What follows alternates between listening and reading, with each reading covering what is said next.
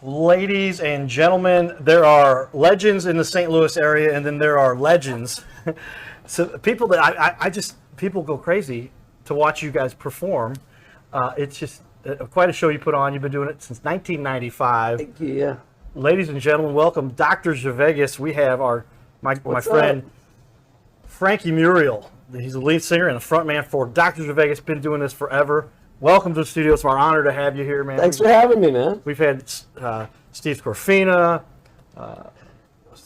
Steve Ewing, a few other well-known guys, but man, I feel like the hair standing up on my arms there. Doctor's in the house. So this is cool, man. So Frankie, thank you for joining us. Absolutely. Tell me, what is it that got you into the whole music industry? I know a lot of people may not realize that you were big time, King of the Hill, big contract, yeah. And then moved on from all kind of excitement from there. Tell us. I've been playing professionally since I was 16. So my dad was a musician. I just grew up in a musical family, and Cub, bass player in Zhivegas, him and I guess we got together when we were 9, and we were playing with guys, a lot older than us when we were 16, 17, 18. And we made the rounds, if people remember, of St. Louis. Then we were like the kings of Animal House there for a while. And then when we got of age, then it was the Landing, and it was Stages, and it was Grannies, and all that kind of noise spread for us nationally, actually. And then we got our record deal, and we busted out. And band back then was Broken Toys. Then we became King of the Hill, and I was on MTV, toured the world, did the all that good fun, living your dream stuff. And then when it came back to St. Louis, was trying to figure out what to do in the next phase, and fell in with these guys, and Zhivegas was born, and it's never stopped. It's been 27 years. 27 years. So for all you guys who are less than 30 years old, they started when you were 3 or younger. It says on the site the Vegas, your Dr. Zhivegas fan page, over 10,000 followers. You guys started this in 1995. 95, yeah. That's where the Zhivegas started. You've been doing it for a long time. Yeah, absolutely. Prior to that. Yeah. Tell us, what's it like being, when you walk on stage and there's a crowd, they know what they're going to get. It's like, I know when I go see Dr. Zhivegas, when Frankie's on stage, this is going to be a fun time. The place is packed every time I see you. It's still fun. That's the biggest surprise, right? Before the pandemic, we were doing 200 shows a year for decades, right? Slowed down since then, obviously. Everything hasn't bounced back like it should. But, it's still a good time, man. We're out there selling smiles, and I mean, we just did a run of shows a couple weeks ago, and there's a few thousand people in Chesterfield, and a couple thousand people the other night I can't remember where we were. St. Charles Festival, Little Hills. Right. There's 3,000-4,000 people. People are still dancing, people are still coming, and as long as they come, we're there. Well, some nights we're there whether you come or not. Well, I've just seen everybody knows your band. I mean, it's by far the premier band in St. Louis. When you have a big event, we beat the odds for sure. Bands aren't supposed to last this long at this level. Well, you guys literally. I mean, when somebody says Dr. Zhivegas is playing, it's going to be a great band. The kind of awesome music you're going to bring. We'll talk a little bit about Prince. You do a couple Prince shows every year. You do one annual Prince dedication. What an incredible artist he was. And just when you got started with this, did you realize this was where the direction was going to go? You could literally make a living entertaining and making people smile. Fun. Well, I've never had a job. I've always been in a band. That's what I've been very fortunate to make a living doing it my whole life, and it's been a fun, great living, quite honestly. It still is. It's afforded me to see a lot of the world, and have got lots of experiences, meets lots of people. To do it this long and to have people still discovering you is a trip. You know what I mean? We're going through generations now of fans, So then certain times when we do these big festivals, like I said last week or the week before, you're having parents and their kids, you're having people who saw us in college or dated and met each other at Harry's, and then they got married, and now they're on their 20th anniversary and they're coming to see us, or they saw us at Mizzou when they were at school. So it's a trip to think that, we've had those good times with so many people in the area for so many years, But like I said, they're still coming and we're still here. Yeah, that's what I talk about. The longevity of the show was originally, the idea behind this show is to help people understand what it takes to make it. The people who've done it share some of their trade, secrets, the things that they've done that have put them in a position to do this. If you could name any one thing or a few things that really have helped you to stick through this and make it, because it's tough as a musician. It's very tough. It's a hard way to make an easy living, as we call it, you know. Right. There's no fast track. There's no easy way, right? It's one show at a time, one fan at a time, and you're only as good as your last performance, you know. And fortunately, we've had enough of those that we've made, obviously, an impression with people, so that's good. But there's no, you literally have to go out there and work. And we have a ridiculous work ethic, all of us. I think the other hard thing in a band or any business, quite honestly, because I've had a few, is getting the right people together. Once you get the right team together, you just all have to be on the same page, all want the same thing. Then it becomes a little bit easier, you know. But really, people management is the worst part of any business, as any guy will tell you. You spend most of your time just trying to motivate or to, you know, get people, you know, focused, right? In a band, it's no different, right? At one point, we were a 14-piece band, full horns, 2 keyboard players, backup singers, guitar player. Like, it was just crazy. You know, we slimmed down a bit. But I think the key to it is, at the end of the day, we still enjoy to do it. And people can feel that from us. You know, you go to some shows, you feel like the guy doesn't want to be there, or he's just playing for himself and not for them, you know. Every single song we play is somebody's favorite song, whether I like them or not, right? Right. You know, there's some songs I've played, you know, thousands of times. I could probably never play it again and be happy. But if somebody's favorite song and I see them get up, I see them jump up, I'm doing it, right? Because I'm there for them, right? They don't come, I got nothing, right? These are the kinds of notes we take because we want to learn what some of the tricks of the trade are. Did you realize when you were starting on this? I mean, once you got the big contract with King of the Hill, sure, you obviously knew you had some music capabilities. There was people that put you on a level saying, this guy's got what it takes.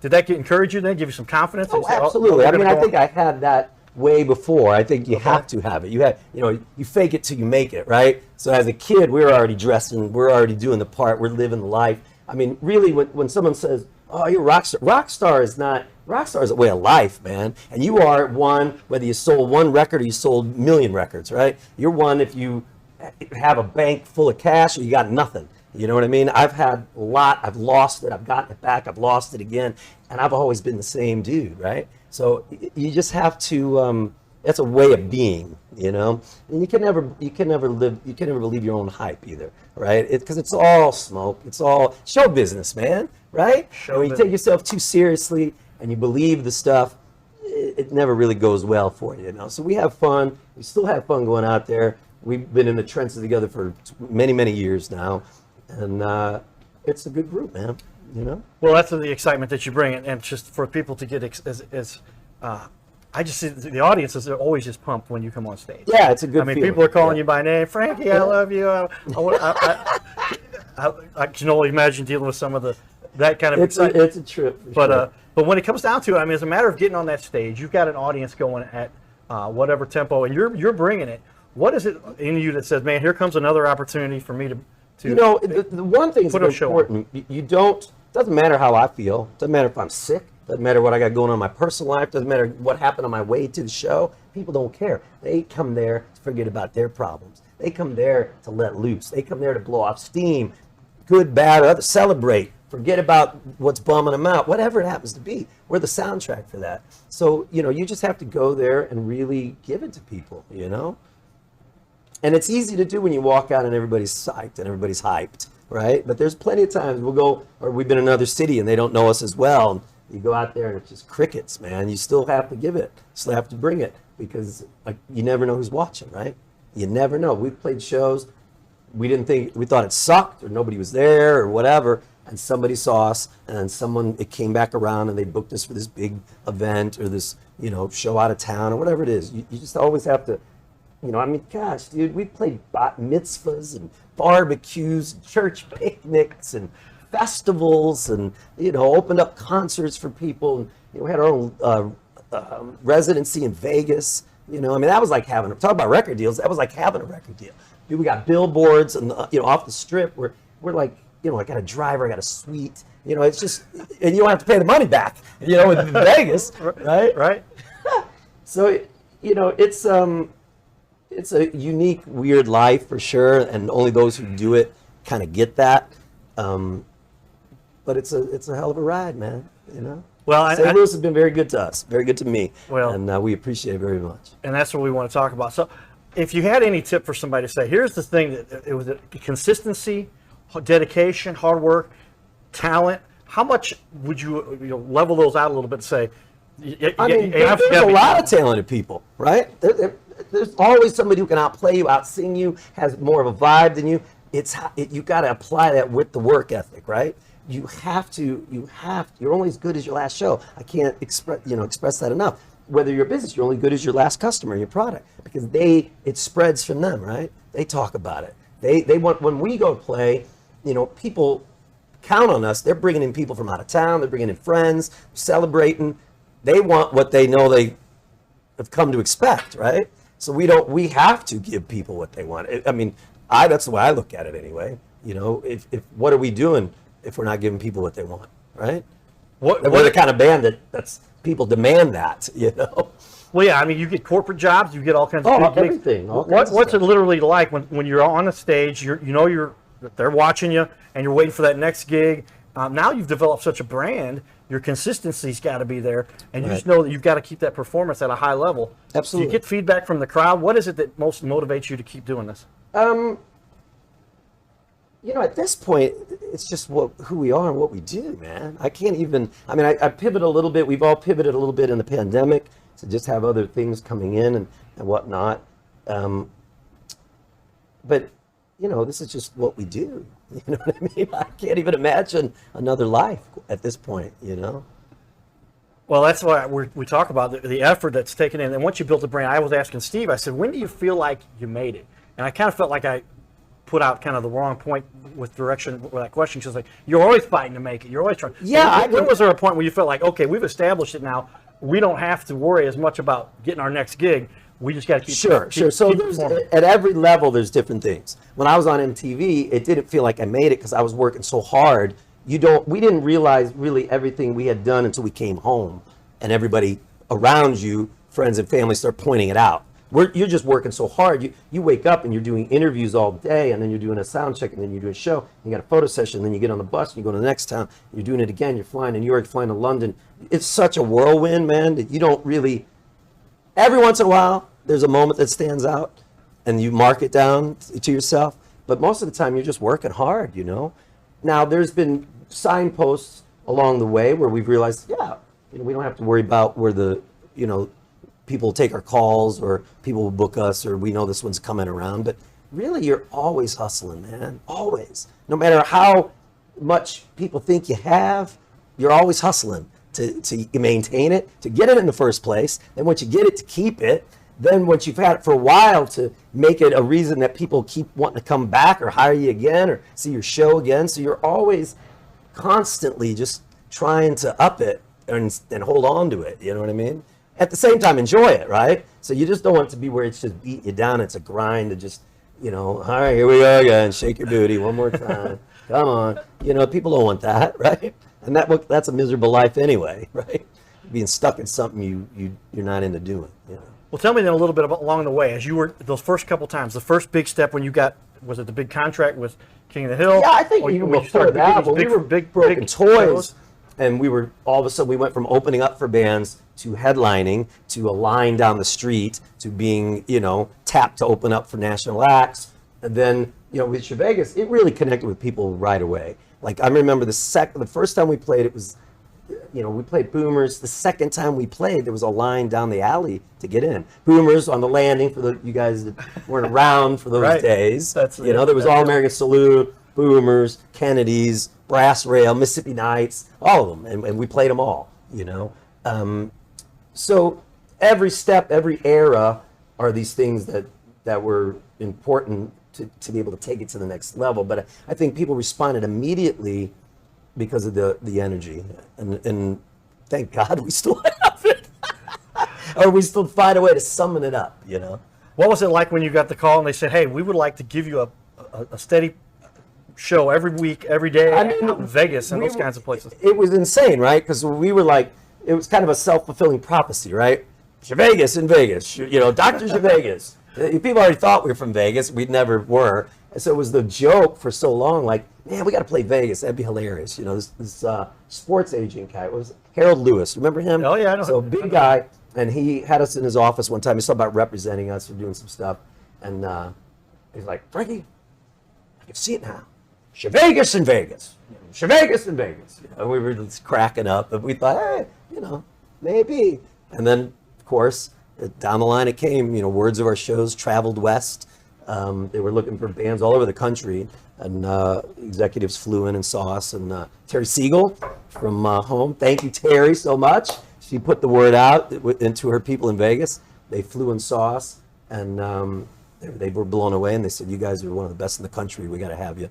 And we signed the deal. And we only had weeks to cancel all of our St. Louis shows. So what we did, we played in St. Louis on Wednesday nights at Ameristar, and then I'd fly to Vegas every week on Thursday. The band, I would do press and stuff. Band would come out on Friday. We played Friday, Saturday, Sunday, fly home on Monday, and we did that for a year. Ladies and gentlemen, this is the lifestyle of the rock star. I mean, this is what we dream of. When I got to be here on Wednesday, and I got to be back out in Vegas on Friday, and come back to town on. Yeah, I had a road case in my suite there with all my clothes. I literally would just travel like this on a plane. I didn't have nothing, maybe a little bag or a laptop to watch a movie. And then I get there, they'd roll my wardrobe case in, I had my clothes and, toiletries and shoes and everything. Well, you are one of the snazziest dressers out Thank there. you, sir. What better performing? You get out there, you've always got a fantabulous looking outfit on. And it's part of the whole show, I guess. It's a matter of getting out there, giving the people what they want. I know sometimes you've got exciting thing you bring on stage with your with those strands that they come off the mic. Yeah. Kind of a Steven Tyler touch there. But what is it like though? I mean, it's a matter of getting out there, and you've got this crowd. When you're in Vegas, was there a little more pressure? What were you thinking? Oh yeah, for sure. And they've seen it all, right? So we were into the disco stuff. It was big on the West Coast when I was on tour. When I was living in LA and making records, it was like a big, cool, kitschy thing. So when we came back home, I was like, man, we should do this disco thing, right? And then a couple of the guys were doing it, and then we kind of merged together. But you realize when you get out there, they've seen it all. They've had these variety acts.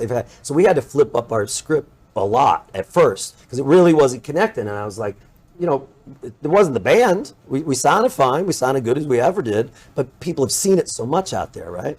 So one day we're at the pool and we're like, man, we got to figure this out, And it's just playing the DJs at the pool parties in Vegas. It's nuts. Yeah, right? So you had business meeting at the pool. Yeah, business meeting at the pool. Paul Chicky, our drummer, we're sitting there like, we got to figure out how to crack the code here, man.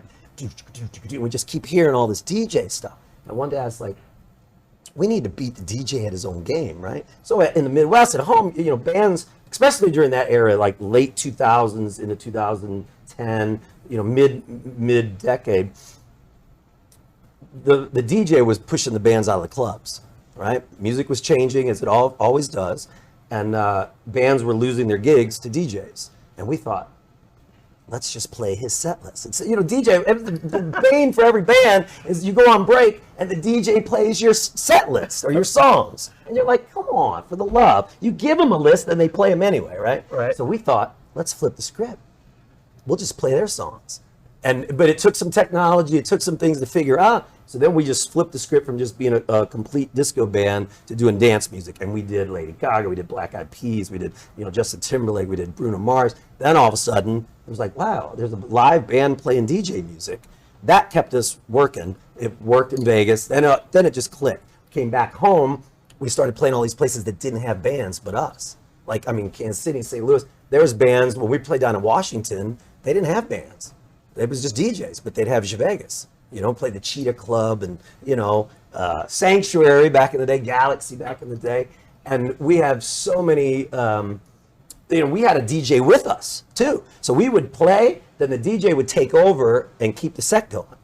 But we had the DJ. It wasn't like we were stuck with the guy playing all our songs. Right. So that was how that gave us 10 years of life right there, flipping the script on the music. Now we're kind of going back to the old school, which is fun for us, Well, like I said, you put on a heck of a show that is second to none in St. Louis, and when you get to see a Dr. Zhivegas show, it's going to be a big event. I know that there's a lot of businesses out there, like, if we're going to do our annual celebration. Oh, we do them all, right? You've got to get Dr. Zhivegas. Right. What's that like with your people are just begging for you to come out because they know they're going to bring the It crowd. always feels good, you know, and it feels better when it works and you feel like you earned your check. You know what I mean?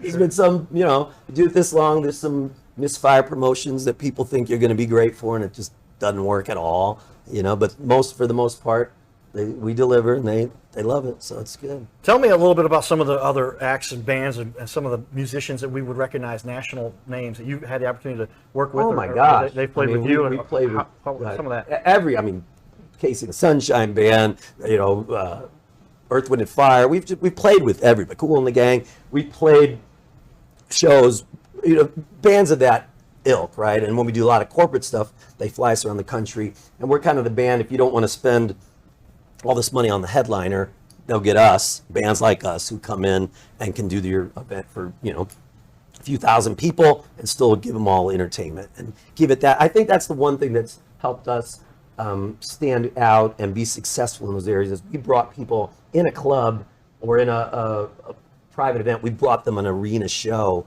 Back then we used to have trucks of lights and, you know, we had pyro. Like we were insane, but it cast a long shadow. Like, you got to see these guys show, you know. So I think that's one of the things that we brought to. We gave people a concert experience for a club price. You know what I mean? Right.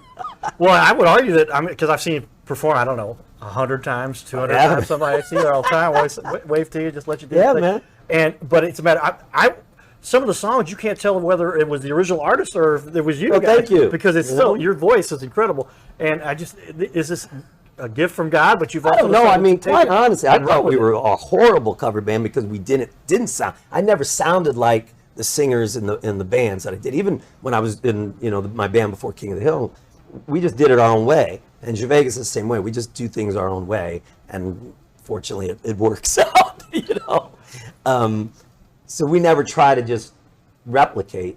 Now, Prince is the one difference that we honor the music, and we're not trying to be. Look, I'm not an impersonator. I'm too tall. I'm the wrong skin color. I don't play guitar. I have different hair. Like, but we honor and respect that era of the revolution so much that we really dig down and try to give people the best version of what we do.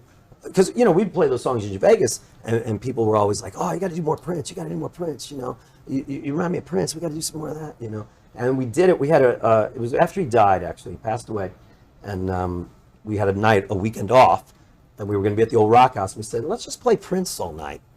And I posted it, and we sold out that show.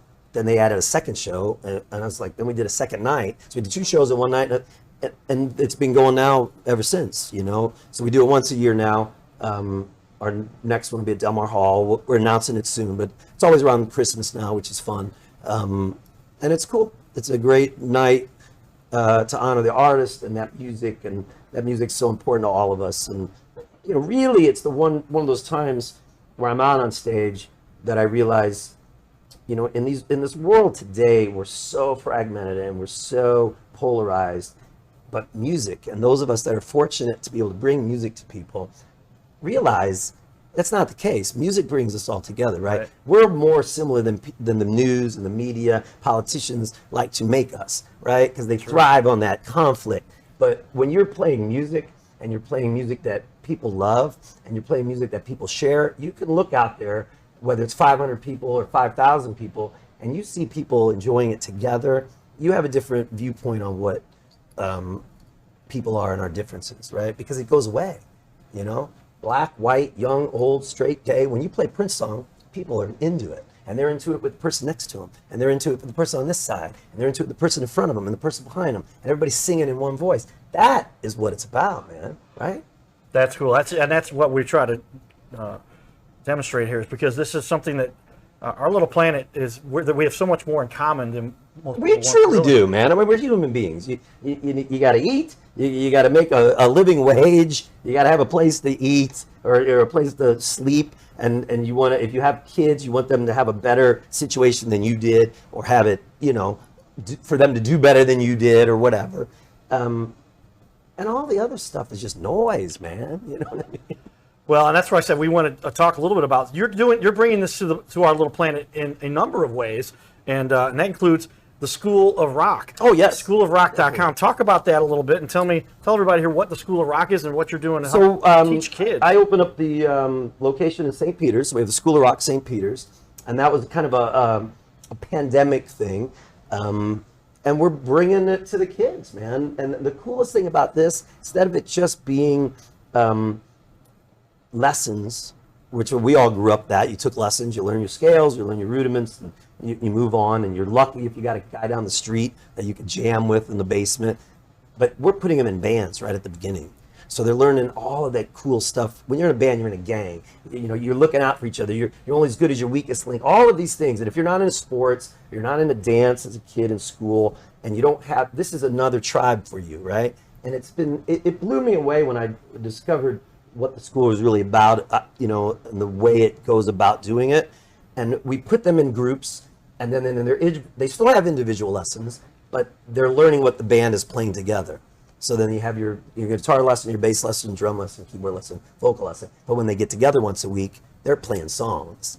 What the immediate gratification of that keeps them into it, right? And they're developing friendships and bonds and relationships, and then we get them on stage, and that's where my background and my connections, my network really helps, because we get these kids in Diamond Music Hall, and these guys are on a concert stage with concert lights, concert sound. In fact, we have a show on Saturday where it's the kind of end of season show, and we put them in a nightclub, lights and sound and the whole bit, and they freak out. And at the school, we're unique in that regard in our location, where we put a main stage in the school, because I was like, I know what it's like, and these kids need to feel the lights and the fog, and it needs to be loud, because I don't want it the first time they get on stage in front of people to get all freaked out by this. So we built one in the school, so we have a main stage in the school, and we can crank it up, and these kids just love it. They love it. Well, I would say part of where I may get some of my affinity for music, my mom, drama teacher. A lot of people do know she taught John Goodman at Afton High School. So great. A great little connection. So I have a Shout little out bit to Afton. There we go, LA. I didn't grow up in LA, but I spent a lot of time in LA. Right. Lower Afton, everybody. If you know, you know. If you know the secret location there. But just a great experience for anybody that gets to see the band.